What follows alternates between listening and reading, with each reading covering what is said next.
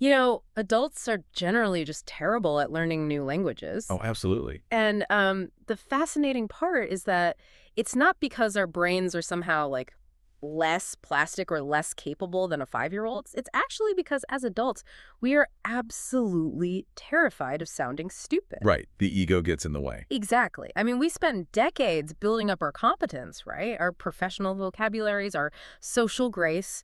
And the moment you try to speak a new language, you instantly lose all of it. Yeah, it's a You're go. suddenly reduced to like pointing at things on a menu and speaking in these toddler level fragments. Yeah. The psychological cliff face of being an absolute beginner is just far more intimidating than the actual grammar. Oh, without a doubt. It's a massive blow to the identity. It really is. So welcome to today's deep dive. We are looking at a source that tackles this exact psychological cliff face head on. Which is so needed. Right. So we're analyzing a foundational absolute beginner or A1 English audio lesson.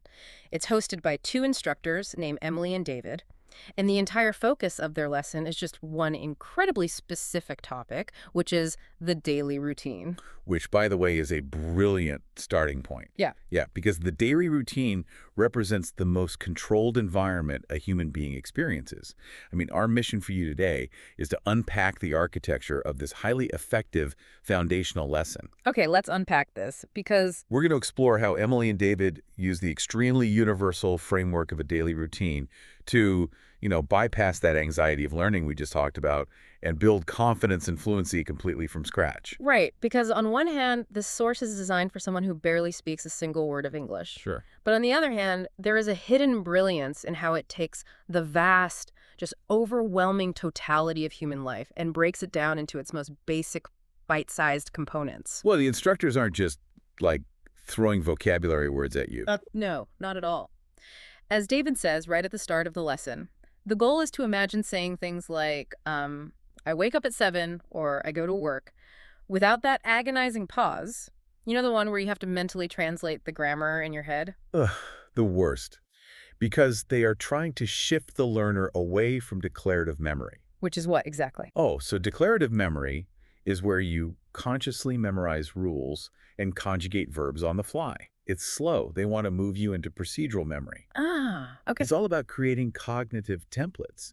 Because before anyone can go out and navigate, complex, unpredictable conversations in a new language, they have to master their own immediate, predictable, physical reality. That makes total sense. Yeah, the variables need to be 0.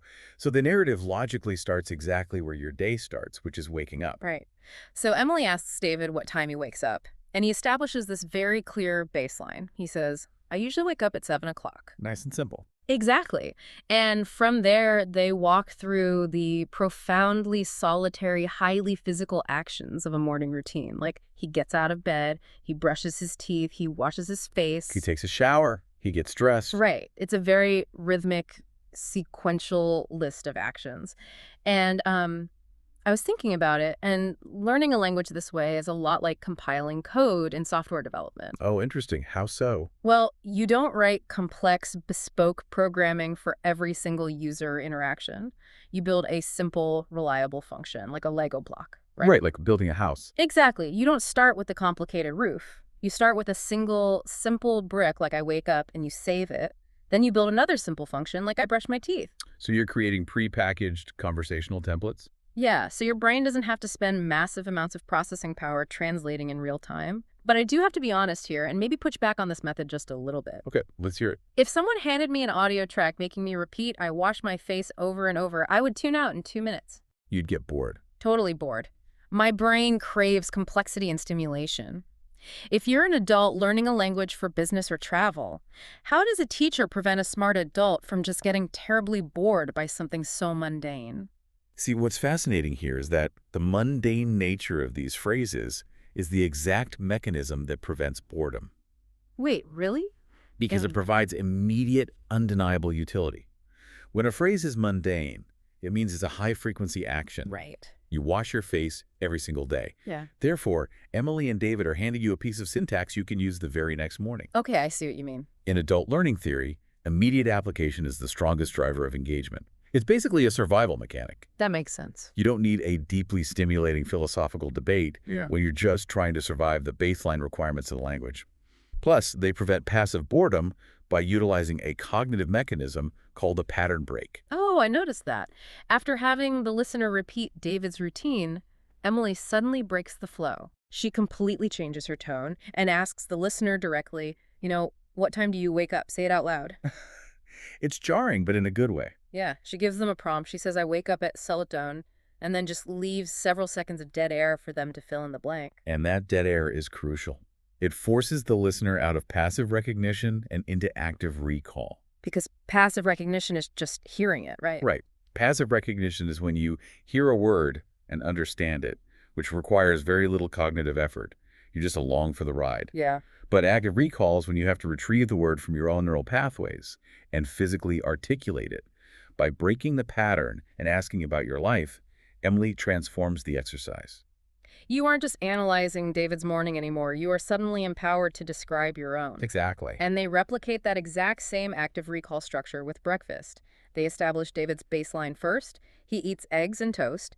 And they note how much he loves coffee. Essential for a morning routine. Definitely. But then Emily expands the cognitive templates. She introduces alternatives like drinking tea or milk or eating fruit or cereal. She builds on the foundation. Right. She does a mini role play where she asks David what he eats, and he changes his original answer to cereal and milk. He models the flexibility of the language. Yeah, he's demonstrating syntax stability. Syntax stability. Right. The sentence structure remains completely identical. It's always, I eat, followed by a blank space, even when the vocabulary slot changes. Oh, I get it. So this drastically lowers the learner's cognitive load. Precisely. You don't need to learn a new grammar rule to eat a different breakfast. You just swap out the noun. And they do this with the commute as well. David says he drives his car to work. Emily immediately provides the variations, walking, riding a bike, taking the bus, the train, a taxi. And she explicitly tells the learner, English gives us many choices. Right. And right after this, they introduce their first mini quiz. Ah, yes, the quizzes. Yeah. Emily asks the listener to identify which sentence is correct. Is it, I goes to work or I go to work? And obviously the answer is I go to work. Right. But what's cool is they test the first-person verb conjugation simply by having the learner listen to the sound of it. They entirely avoid intimidating grammatical jargon like subject-verb agreement. That's because those mini quizzes act as strategically placed dopamine triggers. Oh, interesting. Like a video game. Kind of, yeah. When a beginner language learner gets a question right, they experience a micro hit of dopamine, which neurologically consolidates the memory of that phrase. It locks it in. Exactly. It builds momentum. And the learner is going to desperately need that momentum. Yeah. Because this is the exact point in the lesson where the psychological stakes are raised. Right. The solitary, highly controlled morning routine is over. Yep. Out into the world. Here's where it gets really interesting. Moving from your bathroom to your workplace requires an entirely new set of linguistic tools and, honestly, a massive shift in mindset. You aren't just talking about yourself in a vacuum anymore. You're navigating social stakes. You're entering a space with other human beings, which naturally introduces unpredictability. Emily and David map out this transition by listing work activities in the simplest possible terms. Right. Things like answering emails, having meetings, talking to coworkers, studying, reading, and writing notes. And they use another pattern break here, a call and response designed for active recall. I remember this. Emily says I read and leaves a pause. Then she says I write and leaves a pause. Exactly. The listener has to mentally retrieve the noun that logically pairs with that verb. It forces the brain to quickly pull the vocabulary from storage under a slight time pressure. And that time pressure simulates the reality of social interaction. Which brings us to the crucial transition into lunchtime. Lunch is around 12:30 for David, right? Right, and he mentions eating rice, chicken, and vegetables, or occasionally a sandwich.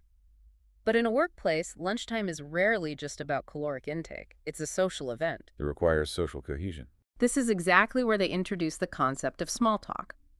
Emily and David perform a short role play. Emily says, "Hi, how's your day?" David responds, "It's going well. How about you?"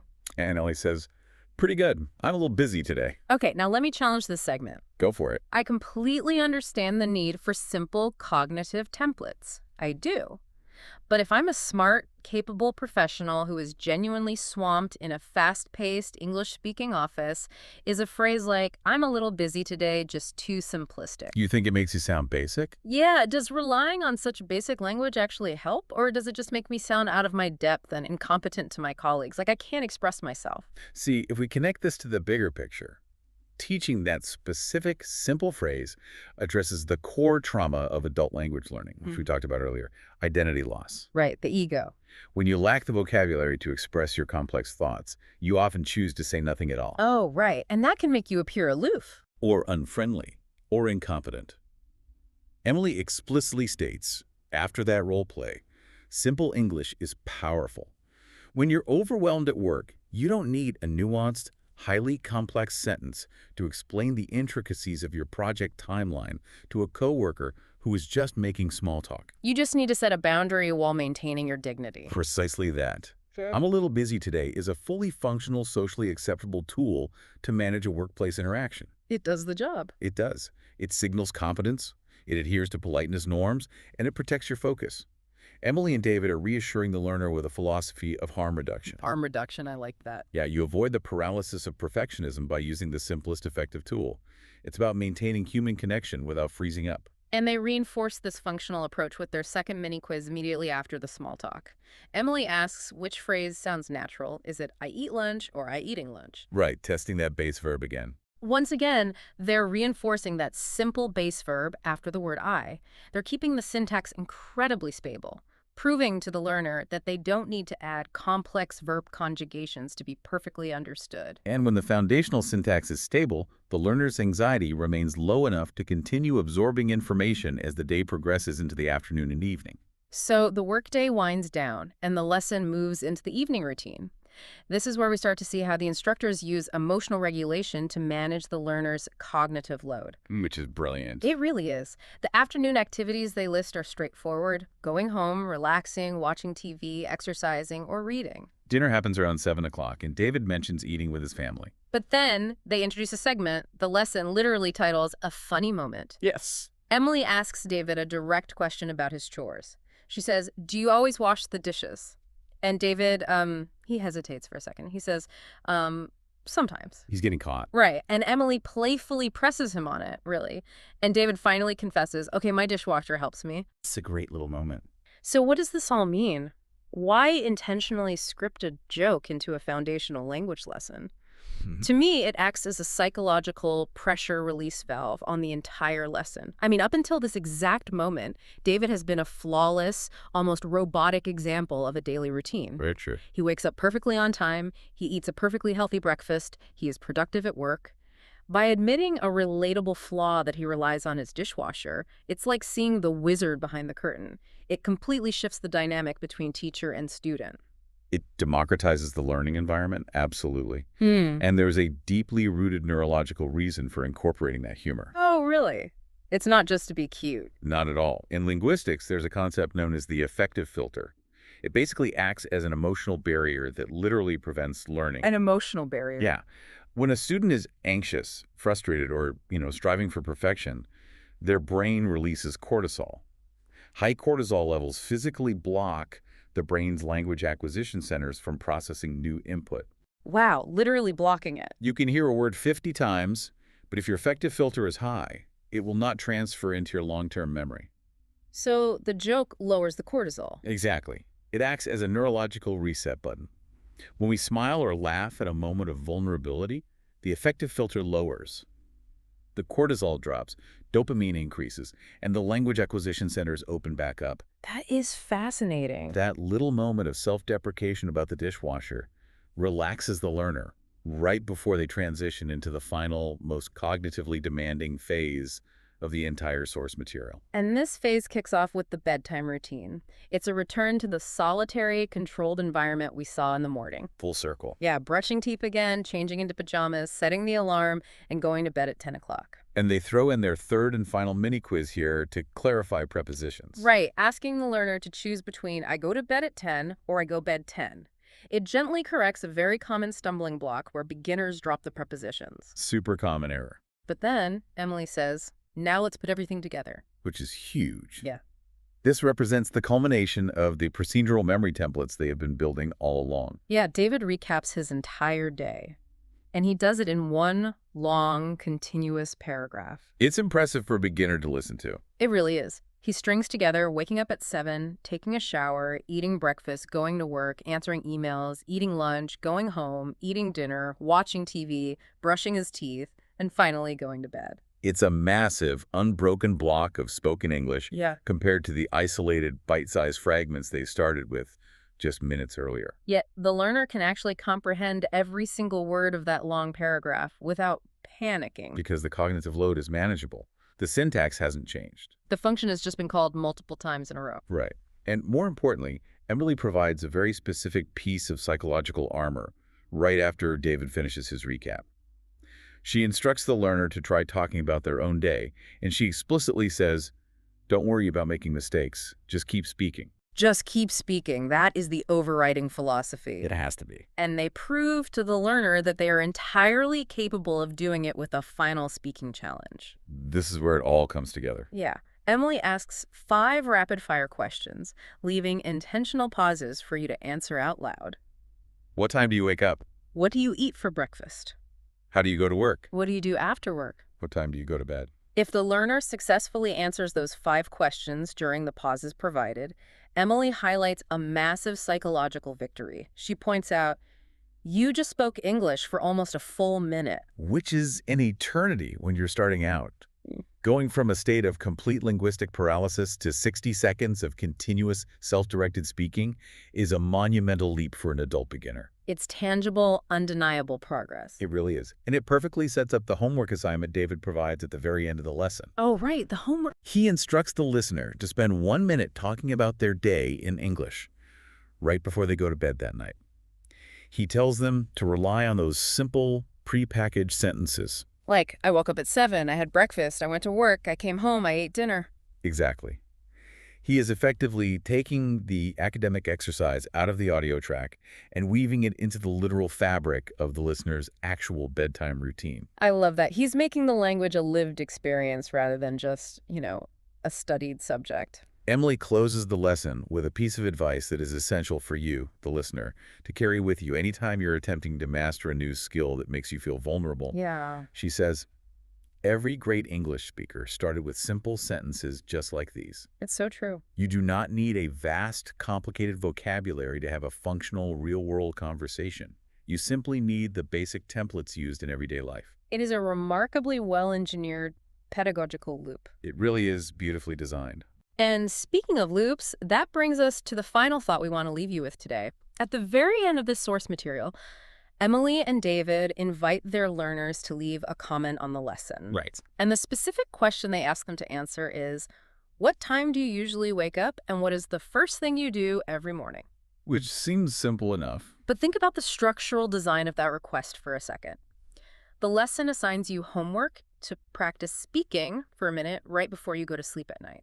Then it asks you to publicly comment on how you start your morning. Oh, interesting. By deliberately capping off the end of the day with a reflection on how it started, does this simple A1 language loop inadvertently reveal how universally identical the basic rhythm of human life really is, no matter what language we happen to be translating it into.